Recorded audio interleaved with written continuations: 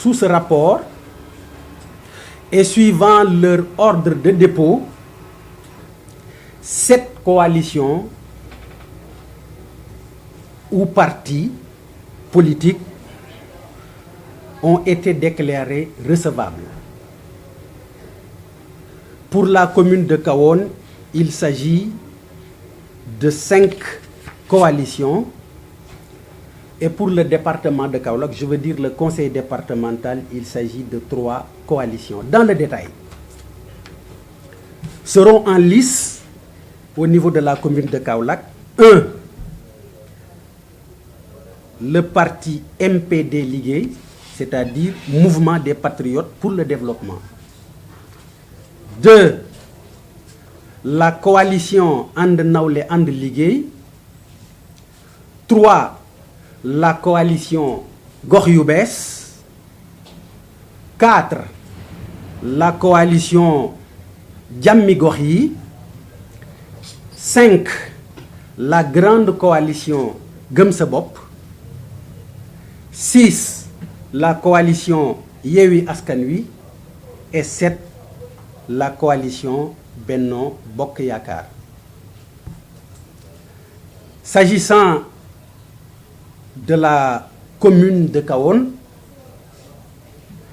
il s'agit 1. de la convergence démocratique Bokk Gis Gis, 2. la grande coalition Gëm Sa Bopp, 3. la coalition Andu Nawlé Suxali Sunu Gox, 4. coalition Yewwi Askan Wi, 5. coalition Benno Bokk Yakaar. Pour le conseil départemental, 1. coalition Yewwi Askan Wi, 2. coalition And Nawlé And Liguey, 3. coalition Benno Bokk Yakaar. Dans le même sillage, vous avez ainsi le nombre de listes pour ce qui concerne les collectivités territoriales qui sont administrées par le préfet du département de Kaolack. Il y a les autres collectivités administrées par les sous-préfets de Ngothie, de Koumbal et de Ndiédiène. Dans l'ensemble, dans la circonscription administrative département de Kaolack, on aura un total de 76 listes en compétition, partis politiques ou coalitions de partis politiques. Il faut dire que s'il y a eu ces listes déclarées recevables,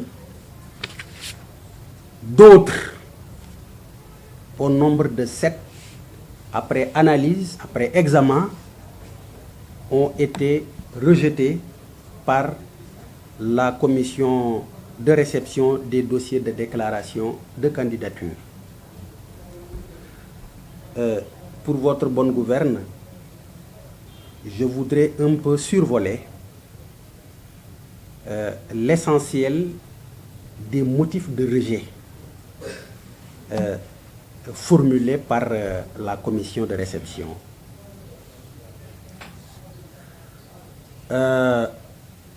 Il y a eu des dossiers qui ont été rejetés parce que justement ces dossiers ou les listes les concernant se sont avérés incomplets.